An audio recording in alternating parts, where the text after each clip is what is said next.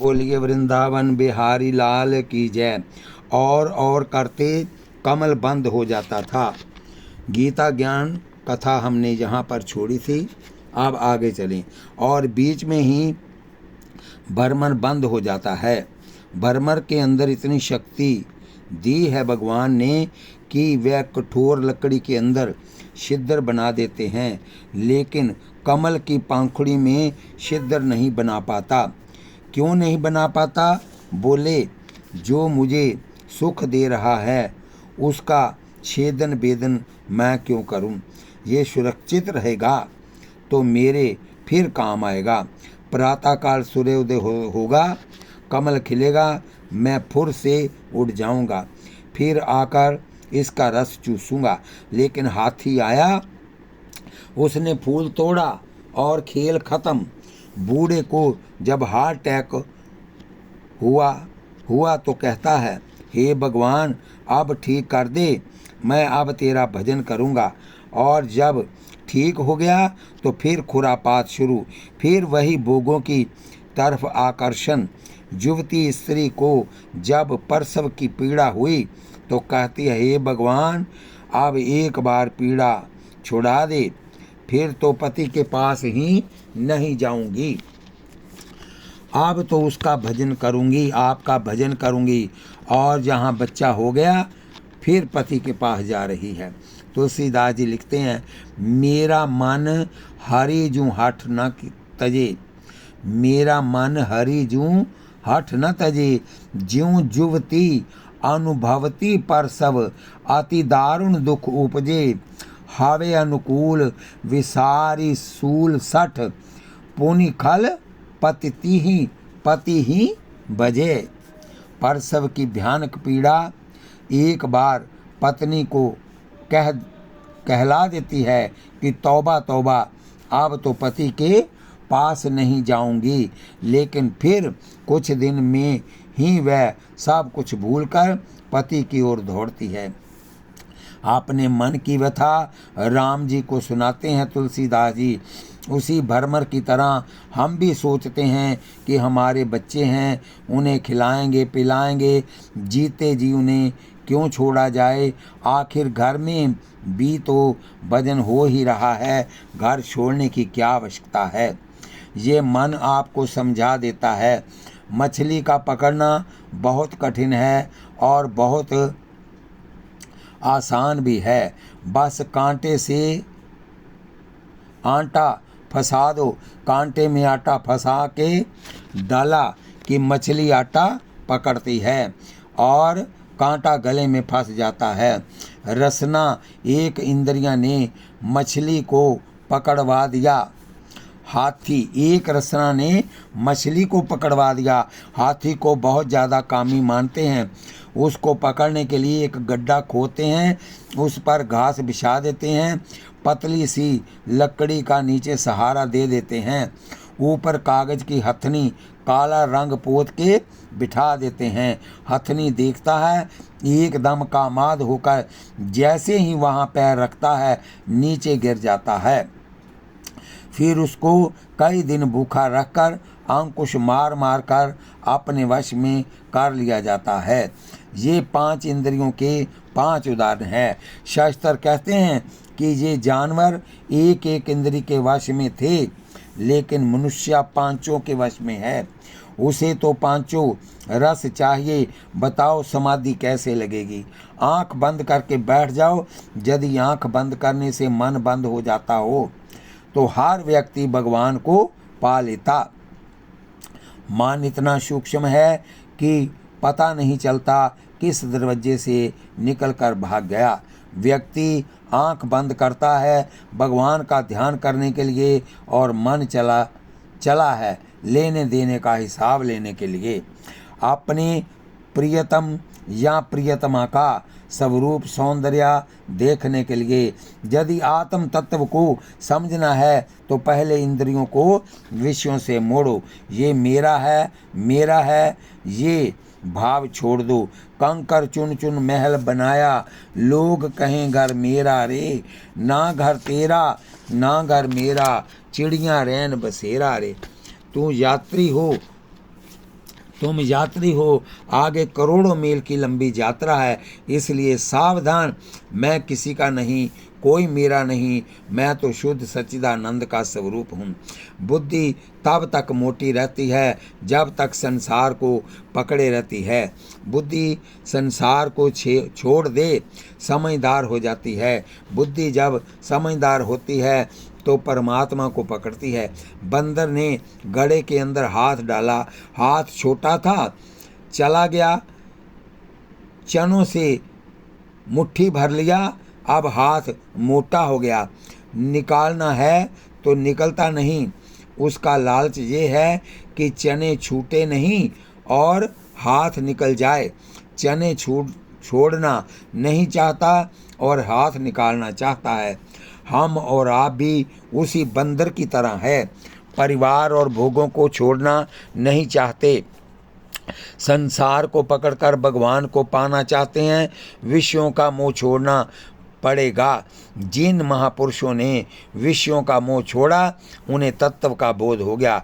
जन्म मृत्यु जरा व्याधि दुख दोषानुदर्शनम। जन्म में इतना दुख है, मृत्यु में कितना दुख है। किसी मरते व्यक्ति के पास बैठकर देखो, उसे कैसे झटके लगते हैं, श्वास कैसे चलती है, वह कैसे छटपटाता है, कैसे मुंह खुलता है, आंखें कैसे टेढ़ी मेढ़ी होती हैं। मरने वाले के पास बैठकर देखो तो पता चलता है कि कैसे मरता है। जीव ये प्राण शरीर को जल्दी नहीं छोड़ते, शरीर को बहुत कष्ट होता है तब जाकर छोड़ते हैं। जन्म बुढ़ापे का नाम है। जरा कोयला पहले काला होता है, फिर जब जल जाता है तो सफ़ेद राख होती है। उसी तरह पहले हम भी काले थे और जब जल गए तो सफ़ेद हो गए। सफ़ेद बाल जो जल जाएं उसे जरा कहते हैं। बुढ़ापे का मतलब है जला हुआ, लेकिन जीव अपने को जरा मानता नहीं, डाई करके अपने का हरा हरा दिखाता है। एक हमारे परिचित हैं, चंचल स्वभाव के हैं, स्त्रियों के पीछे दौड़ते हैं। 58 साल की उम्र में रिटायर हो गए। लोगों के पूछने पर वह कहते थे कि हम रिटायर नहीं हुए, हमने रिजाइन दिया हुआ है। क्योंकि रिटायरमेंट कहने पर आयु का पता चल जाएगा। यदि पूछो कि आयु क्या है आपकी तो कहते हैं 50 साल। रिटायरमेंट कहने पर पता चल जाएगा कि वह 58 साल के हो चुके हैं। आदमी हमेशा अपनी आयु को कम बताना चाहता है। जोगी अपनी उम्र हमेशा ज़्यादा बताता है और चरित्रहीन स्त्री पुरुष अपनी आयु कम बताते हैं ताकि आकर्षण बना रहे। व्याधि बीमारी, जब बीमारी लगती है तो बिस्तर में ही व्यक्ति मल मूत्र त्याग करता है, वहीं पड़ा पड़ा थूकता रहता है। हे भगवान, एक बार ठीक कर दे, तेरा भजन करूँगा। लेकिन जहाँ रोग निवृत्त हुआ फिर वही। भगवान कहते हैं जन्म मृत्यु जरा और व्याधि दुख दोषानुदर्शन, इन चारों दुखों का बराबर चिंतन करते रहो, इनका ध्यान हमेशा करते रहो। ये चारों यदि तुम्हारे ध्यान में रहेंगे तो तुम भगवान को कभी भूल नहीं सकते। जो मौत को भूलता है वही मोहन को भूलता है। जिसे मौत याद रहती है वह मोहन को सदा याद रखता है। जन्म मृत्यु जरा व्याधि से होने वाले दुख और दोषों का सदा ध्यान रखना। जी भगवान कृष्ण ने कह दिया कि सदा ध्यान रखना। मैं सुंदर हूँ, मैं विद्वान हूँ, मैं धनवान हूँ, इसको आसक्ति कहते हैं कि इसमें आसक्त नहीं होना। आसक्त होना है अनासक्त होना। अपने शरीर से भी वैराग्य होना चाहिए। क्या है ये शरीर? हड्डी चमड़ी लहू मांस का ढेर ही तो है। हड्डी चमड़ी लहू मांस वो चर्बी से दे बनाई है। भीतर देखो तो घिन आवे, ऊपर से चिकनाई है। लार पीव मल मूत्र पित्त, नटकी खून ओपोटा है। नीली पीली नस कीड़ों से भरा पेट का लोटा है। जब कोई व्यक्ति दुर्घटना से मरता है और निकलते हुए कभी नज़र पड़ जाए, उनकी आंतड़ियों कैसी फैली होती हैं, हाथ कैसे, पैर कैसे और कैसे लगता है, मनुष्य के शरीर के अंदर क्या भरा हुआ है। और जानवरों की अपेक्षा मनुष्य का शरीर ज़्यादा गंदा होता है। ये भी आप ध्यान दें, जानवर का शरीर ज़्यादा गंदा नहीं होता, ये प्रकृति का नियम है। कुत्ता मंजन नहीं करता, ब्रश नहीं करता और अपने दांत देखो, और मनुष्य यदि 1 सप्ताह ब्रश और मंजन न करे तो उसके दांत और जीभ देखो कैसे हो जाते हैं। जानवर घास खाता है और बढ़िया गोबर देता है। इंसान बादाम खाता, काजू और पिस्ते खाता है और ऐसी गंदी चीज़ देता है कि अपने नाक के आगे ही कपड़ा रख लेता है। अभी तो गंदगी तेरी अपनी है, तो तुझे इतनी बदबू आती है कि नहाए बिना शुद्धि नहीं होती। अच्छा शरीर मनुष्य का है या जानवर का? जो बढ़िया चीज़ खाकर घटिया बनाकर निकाले वह शरीर बढ़िया है, जहाँ जो घटिया चीज़ खाकर बढ़िया बनाकर निकाले ये शरीर बढ़िया है। जानवर घास फूस खाते रहते हैं, गाय माता क्या का खाती है और सुबह शाम देखो अमृत देती है। गोबर से हम रसोई में लीपते हैं और इंसान का गोबर, मनुष्य का शरीर बड़ा गंदा है, मनुष्य से ही भी गंदा है, पशुओं से भी गंदा है मनुष्य। पशु तो मरकर भी काम आता है, लेकिन इंसान तो मरकर किसी काम का नहीं। हाथी के दांत के खिलौना बने भांति भांति, व्याघ्र की खाल तपसिन मन भाई है, गेंडा की खाल को बांधे सिपाही लोग, सम्र की खाल राजा रानी ने सुहाई है। गाय की खाल के जूते बने भांति भांति, बकरी की खाल थोड़ा पानी भर लाई है। कहत कवि केशोदास सिया राम के भजन बिन, जे मनुष्य दे कछु काम नहीं आई है।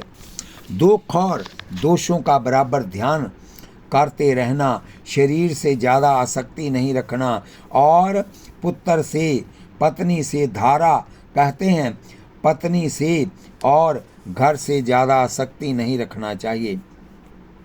यहाँ तो कह देते हैं कि ज़्यादा आसक्ति नहीं रखनी चाहिए, लेकिन यहाँ से घर जाएंगे तो पहले से भी ज़्यादा प्यार करने लगेंगे।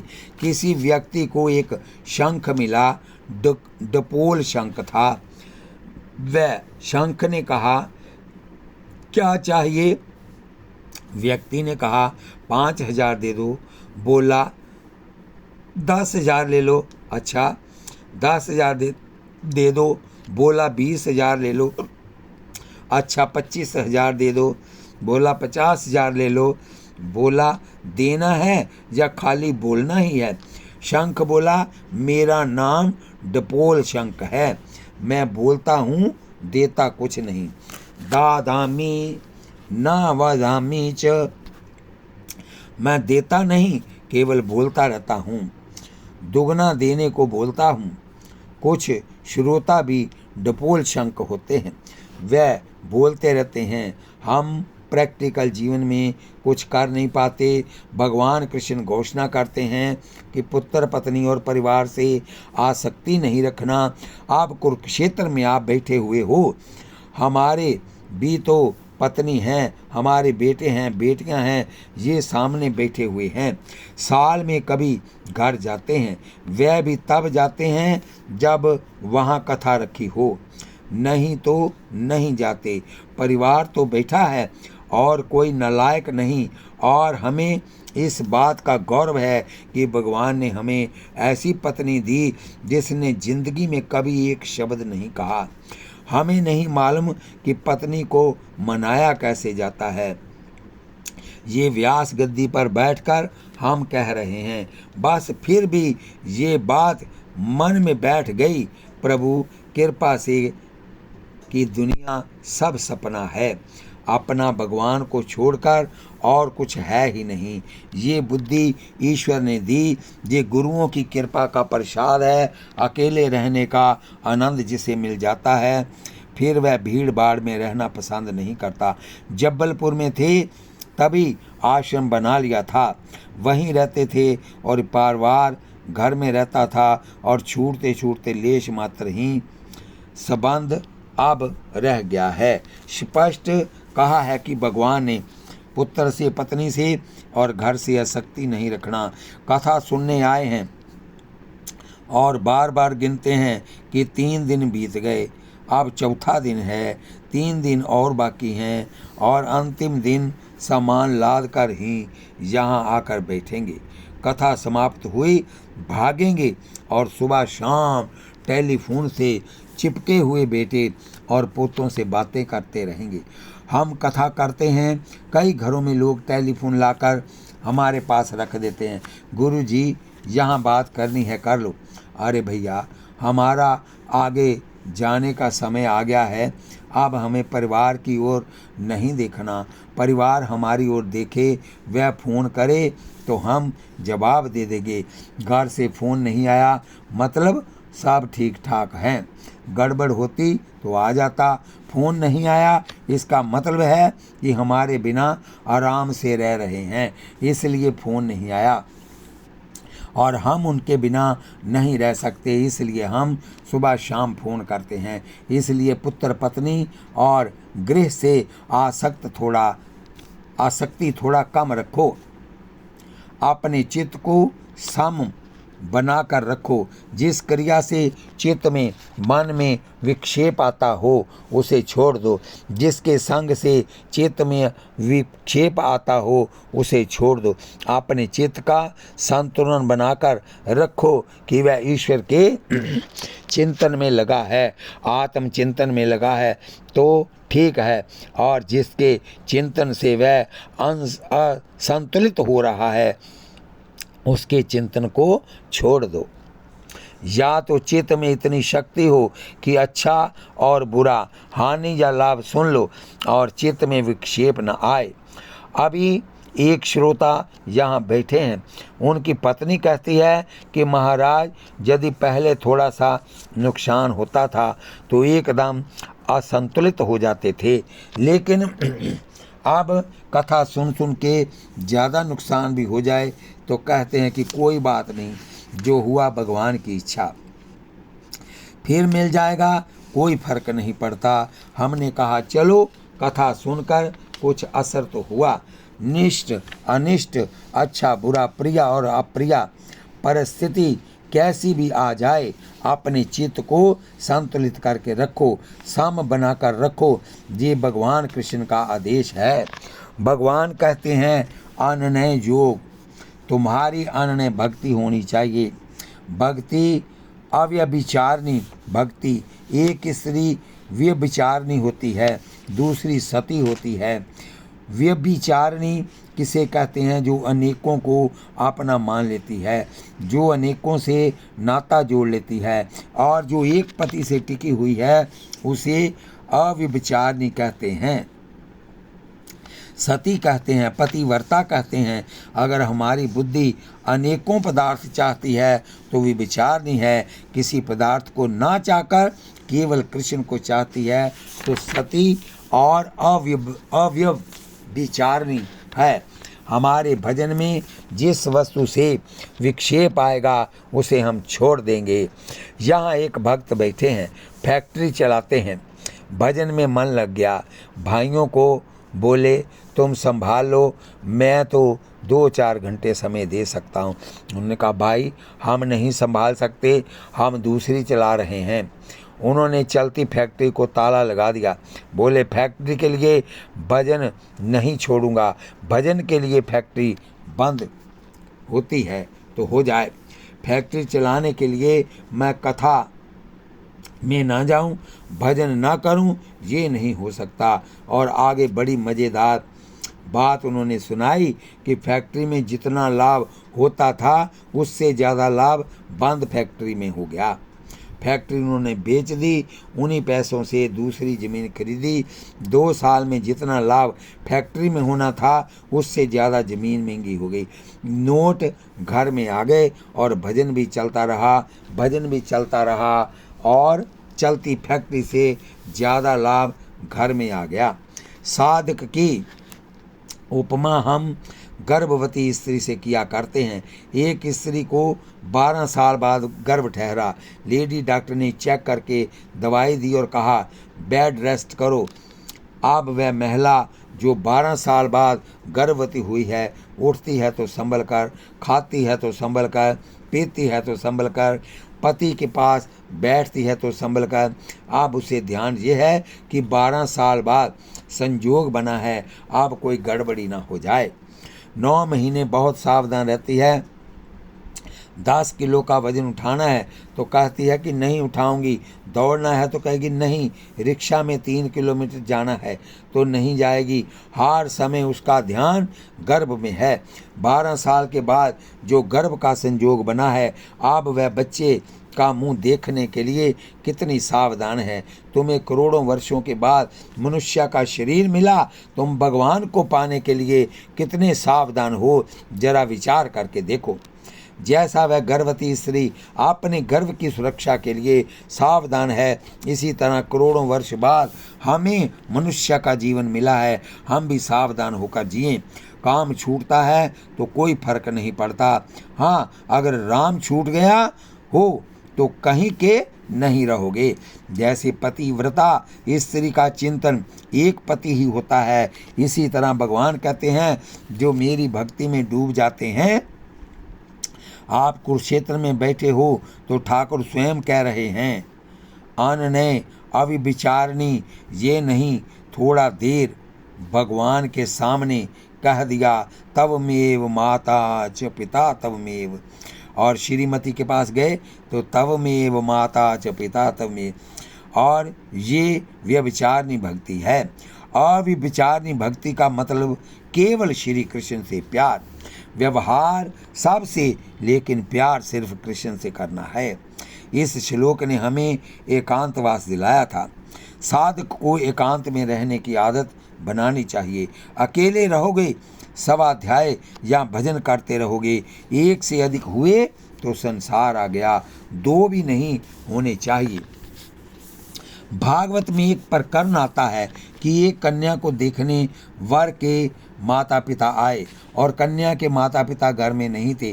कन्या ने उनके ठहरने की व्यवस्था की और घर में चावल नहीं थे। उसने सोचा कि धान कूटकर चावल पकाकर खिलाऊं, पर जब वह चावल कूटने लगी तो उसके हाथ में 5-5 चूड़ियाँ थी। वह खन खन करती थी। लड़की ने सोचा कि उनको यदि मालूम हो गया कि इनके यहाँ खाने को रोटी नहीं है और ये इतने गरीब हैं और गरीब की लड़की कौन लेना चाहता है। उसने सोचा आवाज़ ना आए तो 5-5 चूड़ियों में से एक तोड़ दी। फिर आवाज़ आ रही है, एक और तोड़ दी। फिर आवाज़ आ रही है, एक और तोड़ दी। फिर आवाज़ आ रही है, एक और तोड़ दी। रह गई 2-2। फिर भी खन खन अब एक और तोड़ दी। अब एक रह गई। अब कूटते रहो, अकेली चूड़ी में आवाज़ नहीं आ सकती। दत्तात्रेय भगवान ने भागवत में लिखा है, मैंने इस लड़की को अपना गुरु मान लिया। वा सह बहुनाम कलहा, बहुतों के बीच में रहोगे तो लड़ाई झगड़ा होगा रहेगा। बवैध वार्ता द्वय, और 2 भी मिलकर रहोगे तो आपस में बातचीत होती रहेगी। हाथ में माला रहेगी और मुख से बातें होती रहेंगी। देवियों को हम देखते हैं कि हाथ में माला रहती है, बातें करती रहती हैं और माला सरकती जाती है। ये भजन नहीं है। भगवान दत्तात्रेय बोले, मैंने इस कन्या को अपना गुरु मान लिया। 2 रह गए तो गपशप होगी, ज़्यादा रहोगे तो लड़ाई झगड़ा होगा। हम तो अकेले रहेंगे। एकांत का सेवन करो। आदत बनाओ, बनाते बन जाती है। पहले हमें भी परिवार बहुत प्यारा लगता था। जब काशी पढ़ने गए तो एक एक दिन गिन कर काटते थे। एक महीने रहे, लगा जैसे कई वर्ष बीत गए। कभी घर छोड़ा ही नहीं था। फिर शादी हुई तो कथाओं में जाना पड़े तो एक एक दिन गिनते थे कब कथा समाप्त हो और भागे। फिर बाहर रहते रहते ऐसी आदत पड़ी कि अब घर जाना होता है तो तकलीफ होती है। एकांत में बहुत आनंद है, बहुत आनंद है। लोग कहते हैं अकेले हम रह ही नहीं सकते। महाराज फिर सत्संगियों के साथ रहो। संग सर्वात्मना त्याज्यः। संग किसी भी प्रकार का हो। कभी कभी सत्संग में जाते जाते भी कुछ संग शुरू हो जाता है। इसलिए संग किसी भी प्रकार का बुरा, लेकिन बिना संग के ना रह सको तो उन्हीं का संग करो जो परमात्मा की बात छोड़कर दूसरी बात ही नहीं करें। यदि आप अकेले नहीं रह सकते तो फिर ऐसे सत्संगियों से नाता जोड़ना कि जो बैठकर भगवान की चर्चा करें, संसार की बात न करें। यहाँ तो समझ में आ जाता है। ये गोलगप्पे खाने वाली बात याद आती है तो चले बाजार और खाते रहते हैं। कितना खाते हैं लोग, हमें देखकर आश्चर्य होता है कि क्या पेट बनाया है।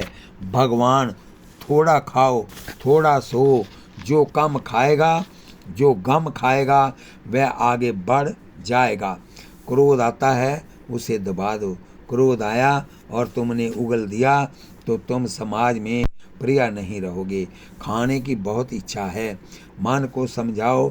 मनी राम, जीभ में थोड़ी देर के लिए मिठास होती है, फिर तो पेट में जाकर परेशानी ही होगी। रसगुल्ले ज़्यादा खा लिए तो दिन भर संडास में जाकर बैठे रहे और डॉक्टरों के यहाँ से दवाइयाँ खाते रहे। क्या मतलब हुआ उस मिठाई का जो तुम्हारा पेट भी खराब कर दे, तुम्हारा शरीर भी खराब कर दे, तुम्हें परेशान भी कर दे, तुम्हें डॉक्टर के यहाँ भी जाना पड़े। जितना तुम्हें आराम से हजम होता है बस उतना ही खाओ, उससे ज़्यादा नहीं। देखो कितनी सुंदर बात है। जन संसदी का मतलब है सभा, सोसाइटी। यानी सभा, सोसाइटी, पार्टी, शादी विवाह आदि में आपको घबराहट हो, अगर भीड़ भाड़ में जाना है तो वहाँ जहाँ कथा हो रही हो, बाकी भीड़ से बचो। जब काशी से पढ़कर गए तो विवाह शादियाँ भी पढ़ा करते थे। प्रारंभ की बात है, पर जब वहाँ का श्रृंगार देखते, वहाँ की शराब देखते, पैसा तो मिलता था, घर में गरीबी बहुत नाजुक स्थिति थी। शादी वाले घरों में श्रृंगार, शराब, प्याज लहसुन की बास, हम रो पड़ते थे। हे भगवान, इससे छुट्टी कब दिलाओगे? हे भगवान, ऐसी कृपा करो कि तेरी पूजा और कथा छोड़कर और कुछ करना ही न पड़े। जहाँ जाकर मन में चंचलता आए उस चीज को छोड़ दो। बोलिए वृंदावन बिहारी लाल की जय। बोलिए लाडली लाल की जय। तमाशा खुद न बन जाना, तमाशा देखने वालों। प्रभु कहते हैं भीड़ भाड़ से बचो, ज़्यादा घूमने की कोशिश ना करो। जो ज़्यादा तमाशा देखने में खुश रहते हैं वह खुद ही तमाशा बन जाते हैं। बोलिए वृंदावन बिहारी लाल की जय। जितनी ज़रूरत हो उतना ही समाज से संपर्क रखो, बाकी एकांत में रहकर परमात्मा का भजन करो। और ग्रंथ वही पढ़ना जिसमें आत्मा और परमात्मा की चर्चा हो। और जीवन का मूल तत्व क्या है उसको जानने के लिए प्रयत्नशील होना, ये ज्ञान को पाने के 20 साधन हैं। जब 20 नियमों को निभा लोगे तब तुम्हें आत्मा का ठीक ज्ञान हो जाएगा। आत्मा कैसी है वह आगे सुनो। पहले आपको प्रकृति की सीमा तक भगवान ले गए। इस शरीर में कहाँ तक माया है और उसके बाद ईश्वर है। यहाँ तक प्रकृति की सीमा है, उसके मन में जो इच्छा उठती है वह आत्मा की इच्छा नहीं है। आप किसी से द्वेष करते हैं, वह आपकी आत्मा नहीं करती। आपका मन करता है, आप ये भी कहते हैं कि आज मेरा मन बम्बई में चला गया। अगर मन आपके साथ अभिन्न होता तो आपको छोड़कर बम्बई कैसे चला जाता। कुरुक्षेत्र में हो और आपका मन दिल्ली चला गया, जब बम्बई चला गया, तो आपका मन आपसे अलग हुआ या नहीं? मन आपसे अलग है, बुद्धि भी आपसे अलग है, आत्मा से अलग है। क्योंकि कई बार आपको महसूस होता है कि हमारी बुद्धि ने गलत निर्णय लिया था, तो हमारी बुद्धि में बुद्धि नहीं, बुद्धि भी आत्मा से अलग है। इन्हीं में सारे संकल्प, विकल्प, राग द्वेष